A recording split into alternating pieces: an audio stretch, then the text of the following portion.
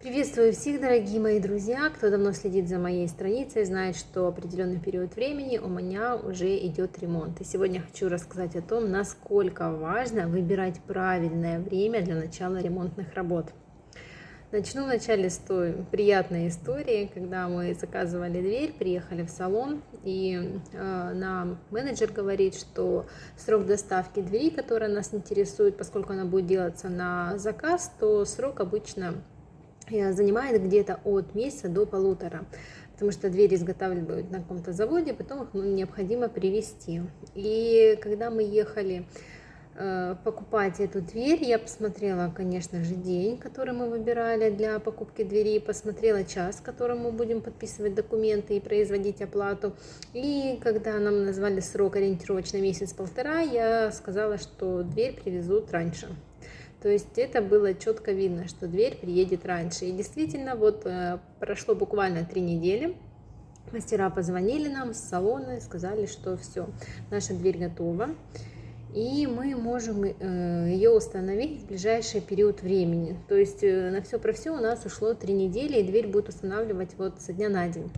Но другая история, которая произошла, это история по работе с плиточником. Вот когда выходил на работу плиточник, скажу честно, я не придала этому большого значения и подумала, что плиточник выйдет, сделает плитку, буквально там неделю-две ему хватит, санузел, ванна и все закончится. Но нет, дорогие мои друзья, плиточник работает до сих пор. Прошел уже практически месяц. Я не знаю, как так долго можно вообще что-то делать. И у него постоянно что-то происходит. То он ушел на другую работу, то он поехал к родственникам, забыл сказать об этом, и его не будет 3 дня, то происходит еще что-то. И плиточник работает уже в течение месяца.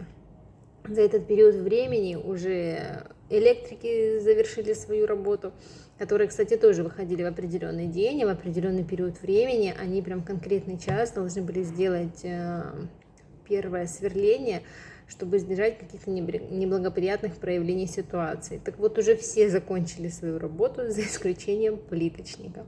Поэтому, друзья, если вы собираетесь делать ремонт и хотите сделать его очень быстро, и чтобы все работы сделаны были качественно, и он был не затянут, я очень и очень вам рекомендую выбирать даты и часы начала работ. Поэтому, вот честно, на своем опыте, надеюсь, плиточник закончит в ближайшее время, потому что так долго видеть его в своей квартире у меня не было особого желания. Вот, поэтому выбирайте даты, это будет действительно очень важно.